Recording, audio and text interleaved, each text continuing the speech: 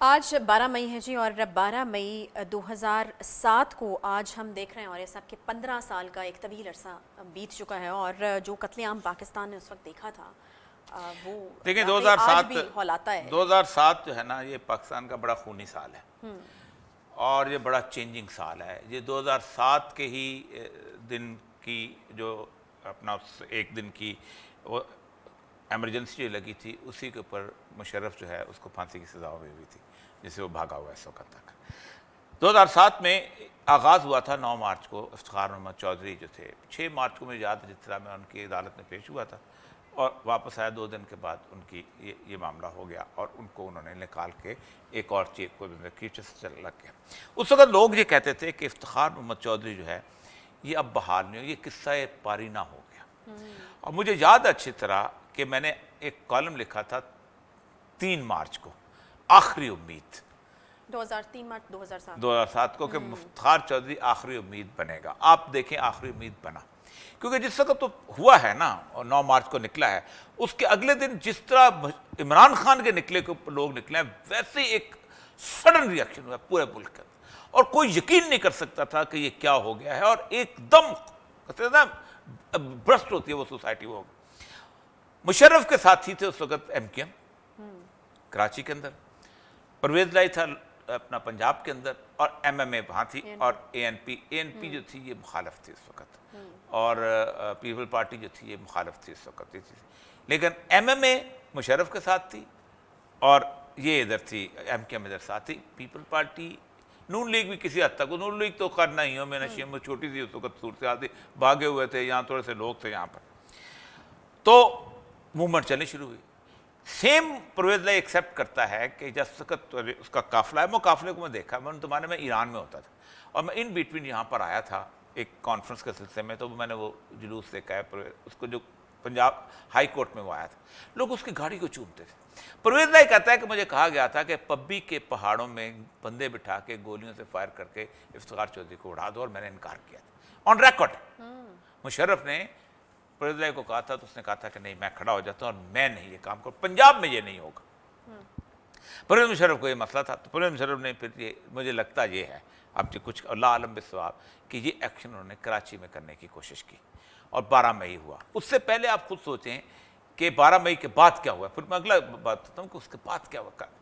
12 مئی کو یہ سب لوگ جب وہاں جب ہوا، جلوس نکلنے شروع ہوئے ہیں، تو اچانک لوگ آنا شروع ہوئے، اور آج میں ہمارے طلعت حسین ہے، طلعت حسین جو تھا یہ اس وقت آج ٹی وی کا ایک اینکر ہوتا تھا، تو آج ٹی وی کے جو مین چونکہ جگہ وہاں ہے، وہ اسی علاقے کے اندر قائدین کی نمائش کے سامنے ان کا، تو وہ اس پہ ہٹ ہوا، اور آج ٹی وی کو جس طرح انہوں نے کوئی خبریں سنا رہا تھا، ادھر سے لوگ آ رہے ہیں، وہ ہے ان کا باقاعدہ حملہ ہوا، اور جرنلسٹ ہے ان کو زخمی کیا گیا۔ پھر اس کے ساتھ ساتھ ہوا یہ کہ پورے علاقے کو گھیرے میں لے لیا، اور آپ سوچیں کہ ہم نے وہ ویڈیوز چلتے دیکھی ہیں کہ ایک بندہ ایمبولینس کے اندر بیٹھا ہوا ہے اور کہتا ہے اللہ کے واسطے مجھے ہسپتال لے جاؤ، اللہ کے واسطے میں، اور ساتھ یہ گنڈے کھڑے تھے ہسپتال لے جانے دیتے۔ افتخار چودھری ایئرپورٹ پہنچا ہے، اس کو ایئرپورٹ سے باہر نکلنے نہیں دیا گیا، اور سب سے بڑی ضلالت، 2 بڑے واقعات ذلت کے ہوئے ہیں، وہ یہ ہے کہ رات کو جلسہ رکھا ہوا تھا پرویز مشرف نے ٹی چوک کے اندر، اور ڈی چوک نے وہاں پر اس نے یوں مکہ لہرا کے کہا تھا کہ دیکھا ان کی طاقت، ان کی طاقت، یہ کون تھے؟ یہ تمہارے پالے ہوئے گنڈے تھے۔ میں نہیں کہتا کون تھا، لیکن پاکستان کی تاریخ یہ کہتی ہے کہ اس وقت سے لے کے آج تک اس کا کیس چلتا۔ اگلا واقعہ یہ ہوا تھا کہ وہ 6 وکیل تھے جو اس کیس کو پرسو کر رہے تھے، ان کے چیمبر میں آگ لگائی گئی اور زندہ جلا دیے گئے۔ آج تک اس وکیل تھے، آج تک وہ کیس نہیں چل سکا۔ جس وقت انہوں نے کہا کہ آئیے ہم کیس شروع کرتے ہیں، تو پورے کے پورا کراچی ہم گواہی دینے آتے ہیں، ہاں میری گواہی سنو، اب تم 1 کروڑ بندے کی، 2 کروڑ بندے کی گواہیاں سنتے رہو سنتے رہو سنتے رہو۔ پاکستان کی تاریخ میں اس کے بعد جو اگلا واقعہ ہوا تھا وہ ہوا تھا 8 جولائی کو، اور وہ تھا جامعہ حفصہ کا واقعہ، جہاں تقریباً 3000 کے قریب بچیوں کو اور مردوں کو شہید کر دیا گیا تھا، اور وہ جو واقعہ وہ بھی لائیو پیش ہوا ہے، اور مجھے یاد ہے اچھی طرح طلعت حسین اس میں بھی لائیو واحد جرنلسٹ تھا جو لائیو کر رہا تھا اس وقت. اس کو دیکھو بڑا ایک اس Talat Hussein was an excellent. سارے پورے سال کے اندر اس کی پرفارمنس کمال کی چیز تھی. اور مجھے یاد ہے میں ایران میں تھا, میں اسی واقعے کے اوپر میں نے پروگرام کیا تھا, مجھے رپورٹ کیا گیا تھا. لیکن صورتحال یہ ہے کہ اس کے بعد پھر آگے مشرف نے ایمرجنسی لگائی تھی. لیکن یہ پورا سال ان 2 واقعات میں آپ مجھے بتائیں, کیا جامعہ حفصہ کا کوئی مجرم پکڑا گیا؟ کیا کوئی انکوائری ہوئی؟ کیا کسی نے کہا وہ کون تھا؟ اور یہ 12 مئی کیا کوئی مجرم پکڑا گیا؟ کیا کوئی انکوائری ہوئی؟ اور تیسرا واقعہ جو ہے وہ یہ ہے ہمارا مالٹون والا. میری چیلنج ہے, میں بار بار اپنے پروگراموں میں چیلنج کرتا ہوں کہ ان 3 واقعات میں کبھی کسی کو سزا نہیں ہوگی. ان 3 واقعات میں کبھی مقدمہ نہیں چلے گا. ریاست نے صرف ایک دفعہ مقدمہ چلایا تھا ذوالفقار علی بھٹو کے اس کے اوپر, جب ایف ایس ایف نے احمد اللہ قصوری کے باپ کو مارا تھا. اور میں سمجھتا ہوں, لوگ کہتے ہیں بھٹو کو غلط پھانسی ہوئی, میں سمجھتا ہوں کہ پہلی دفعہ کسی بندے کو صحیح پھانسی ہوئی ہے, اس بندے کو پھانسی دی گئی جس نے حکم دیا تھا. پولیس والوں کی احمد رضا قصوری کے باپ کے ساتھ کوئی ذاتی دشمنی نہیں تھی, ان کا اس نے کوئی بھینس چوری نہیں کی ہوئی تھی, اس نے ان کے کسی کے بندے کو قتل نہیں کیا ہوا تھا. وہ کیوں قتل کرتے اس کو جا کے؟ کس نے آرڈر کیا تھا؟ تو آرڈر کو انہوں نے باقاعدہ, اور کمال فیصلہ لکھا ہوا ہے, 26 جگہ وہ فیصلہ کوٹ ہوا ہے. اس کے بعد ریاست نے یہ سوچ لیا تھا, لوگوں نے کہا تھا ہم نہیں کریں گے تمہارے لیے قتل. پولیس والے کہتے ہیں ہم کیوں جائیں قتل کرنے کے لیے تمہارے لیے, ٹھیک. فوج والے دوسرے کہتے ہیں ہم کیوں قتل کرنے کے لیے جائیں. پھر انہوں نے کہا اب آئندہ جو بھی ریاست یا حکومت کے کہنے پہ ناجائز قتل بھی کرے گا, ہم اس کو کٹہرے میں نہیں لے کے آئیں گے. نہ مالٹون کٹہرے میں آ سکا, نہ 12 مئی کٹہرے میں آ سکا, نہ جامعہ حفصہ کا, نہ کوئی اور اس طرح کا ملتا جلتا کیس کٹہرے میں. آپ مجھے بتائیں, روز سائیوال واقعہ جو تھا وہ بھی روز پولیس مقابلے ہوتے. بھائی میں کہنے والا تھا, آپ بڑے یاد کریں, روز پولیس مقابلے ہوتے ہیں, بے گناہ مرتے ہیں اس کے اندر. میں ایک ایس پی کا نام لینا تھا, وہ ہمارے دوست ہیں, آئی جی ریٹائر ہوئے, کھڑے ہو کے کہتے تھے کہ میں نے مارا ہے پولیس مقابلے کے اندر. آپ کون ہوتے ہو؟ آپ کو کس نے اختیار دیا ہے کہ عدالت میں لے جائے بغیر ایک آدمی کو تم قتل؟ رسول اکرم صلی اللہ علیہ وسلم نے فرمایا 100 بے گناہ گار بھی چھوڑنے پڑیں, 100 گناہ گار بھی چھوڑنے پڑیں تو ایک بے گناہ کو سزا نہیں ملنی چاہیے.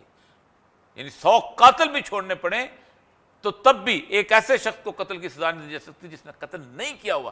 یہ میکسم ہے سید الانبیاء, اور یہ میکسم اس وقت پوری دنیا کے قانون میں مانا جاتا ہے. لیکن ایسے لوگ ہیں, بینیفٹ آف ڈاؤٹ ملتا ہے. نہیں, آپ فیصلہ نہیں کر سکتے عدالت کے اندر, کوئی شخص بھی نہیں کر سکتا کہ میں. آپ خود سوچیں کہ آپ جرم آپ ہوتا ہوا دیکھ رہے ہیں ایک, اور آپ کو عدالت کے اندر اس بندے کا دفاع کی صورتحال نہیں, تو آپ تو نہیں کر سکتے. مطلب فار ایگزامپل ایک آدمی, ہم لا کی ایکسیپشنز ہیں کہ اس کو کہتے ہیں sudden and grave provocation. For example ایک آدمی نے اپنی ماں کے ساتھ کسی بندے کو زیادتی کرتے ہوئے دیکھا ہے اور اس نے اس بندے کو قتل کر دیا. اس کو قاتل کی سزا نہیں ملتی قانون کے تحت, اس کو کہتے ہیں سڈن اینڈ گریو پرووکیشن, فوری اشتعال کے تحت قتل کیا ہوا قتل جو ہے اس کی پھانسی سزا نہیں ہے. 100 ایکسیپشنز ہے اس کے اندر. آپ کے گھر میں ڈاکو گھس آیا ہے, اس کے بعد بھی ایک بندوق ہے, آپ نے اس کے بندوق سے فائر کر دیا, آپ اس ڈاکو جو ہے اس کے قتل کے آپ کو قتل کی سزا نہیں بلکہ آپ کو رائٹ ٹو سیلف ڈیفینس دیتا ہے. تو آپ اگر ایک آدمی کو قتل کرتے ہوئے دیکھیں, آپ کو یہی نہیں پتا کہ پیچھے کیا ہوا اور آپ جا کے اس کو کہیں کہ لا میں تمہیں مار دیتا ہوں, اور اس کی سنے بھی نہ, تو آپ تو مجرم ہو. تو اس ملک کے اندر ہزاروں پولیس مقابلے ہوئے, مارے گئے.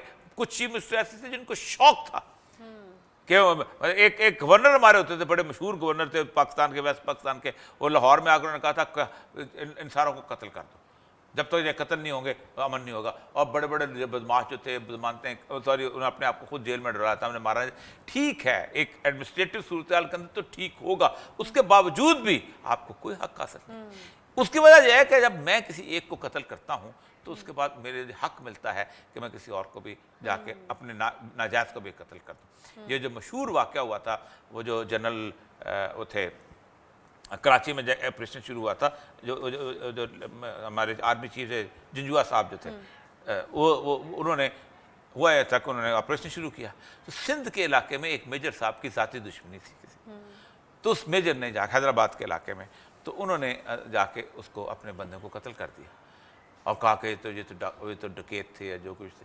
اس کو کہتا کورٹ مارشل ہے, اس کو میجر کو پھانسی دی آرمی, کیونکہ وہ تو اس کے بعد آپریشن رک گیا تھا کراچی کے اندر. آصف نواز جنجوا صاحب ان کا آپریشن شروع ہوا تھا اور اس کے بعد اب بات ایک آدمی کی غلطی کی وجہ سے آپ کو کراچی میں پورا آپریشن روکنا پڑ گیا. تو میں یہ کہتا ہوں کہ 12 مئی کا جو واقعہ ہے اس کے اوپر ایم کیو ایم کے لوگ کہتے تھے کہ ہم اسے ڈیفینڈ نہیں کر سکتے. ہم نے مشرف کے کہنے پہ کچھ، اب مشرف کے کہنے پہ جو کچھ ہوا ہے اس کے ساتھ تو پاکستان اگلی نسلوں تک ڈیفینڈ نہیں کر سکے. مشرف کے کہنے پہ ہم نے 600 بندے پکڑے اور ہم نے گوانتانامو بے بیچے اور بیچ کے پیسے کمائے. ان میں سے 99% ایسے ہیں کہ جو بے گناہی میں رہا ہوئے، امریکن کورٹ سے رہا ہوئے. ان میں سے ایک ہمارے دوست سیف اللہ پراچا صاحب وہاں پر موجود ہیں، 90 سال کی ایج اس کی ہو گئی ہے، آج تک رہا نہیں ہو سکی. کیونکہ بنیادی طور پہ مسئلہ یہ ہوا تھا کہ وہ جب افغانستان گئے تھے تو خامد دادن سے کہیں ملے تو ان کو اپنا وزٹنگ کارڈ پکڑا ہے، جیسے ہمارے یہاں بیوقوفی ہوتی ہے. ایسی صورتحال. دوسرا 57,000 دفعہ جہاں سے افغان ان کے مارنے کے لیے یہاں سے امریکن جہاز اڑے اور انہوں نے باقاعدہ افغانستان کے اندر بامبنگ کی. یہ تورا بورا کے جہاز تھا. پھر جو ڈرون حملوں کا ایک سلسلہ شروع ہوا یہیں سے، اسی مشرف کا زمانے میں شروع ہوا. پھر اس کے بعد پاکستان کے اندر جو دہشت گردی کی وبا اور بلا آئی ہے یہ 2007 سے پہلے نہیں تھی. جامعہ حفصہ پہلا واقعہ، اس سے پہلے کوئی خودکش بمبار نہیں تھا پاکستان کے اندر. جامعہ حفصہ پہلا واقعہ جس کے بعد تحریک طالبان پاکستان بنی ہے اور انڈیا کو یہاں سے ان روڈ بنانے کی وجہ. جامعہ حفصہ وہ پہلا واقعہ ہے جس نے ثابت کر دیا تھا کہ اگر 4000 نہتہ آدمی بھی وہاں بیٹھا ہوگا تو اس کو اڑا دیں گے اور وہ اس طریقے سے اڑائیں گے، اس کو ختم کر دیں گے. اسی طرح 12 مئی وہ پہلا واقعہ تھا کہ جس کے اندر پبلک کو استعمال کیا گیا. آپ خود سوچیں کہ مارنے والے پولیس والے نہیں تھے، انٹیلیجنس والے نہیں تھے، آپ کی سیاسی پارٹی کے رکن تھے، آپ کے الائی تھے، وہ لوگ تھے کہ جو آپ کے ساتھ گورنمنٹ میں اور آپ کے ساتھ شریک تھے. اس کا مطلب یہ ہے کہ آج بھی پاکستان میں جب کبھی امن آنا ہے، استحکام آنا ہے، سیاسی صورتحال بہتر ہونی ہے، تو یہ واقعات کی جب تک آپ انویسٹیگیشن کر کے سزا نہیں دیتے یہ ملک آگے نہیں بڑھ سکتا. نہیں تو پھر اگر جب ہم نے یہ طے کر لیا کہ اس طرح کے واقعات میں کچھ نہیں ہونا تو پھر تو ہم نے ہم نے طے نہیں کیا، جنہوں نے طے کیا وہی تو جب طے ہو گیا اس ملک میں، اس طرح سے اس کو فریز کر لیتے ہیں کہ تو پھر تو ہم نے اس ملک میں راستہ کھول دیا نا کس طرح کے واقعات آگے بھی ہوتے جو ہیں وہ رہیں گے. بہت شکریہ جی عوریہ صاحب، آج کے لیے بس اتنا ہی. آئی ہوپ کہ پروگرام آپ کو پسند آیا ہوگا. انشاءاللہ آپ سے اگلے ہفتے ملاقات ہوگی. اپنا خیال رکھیے. اللہ حافظ.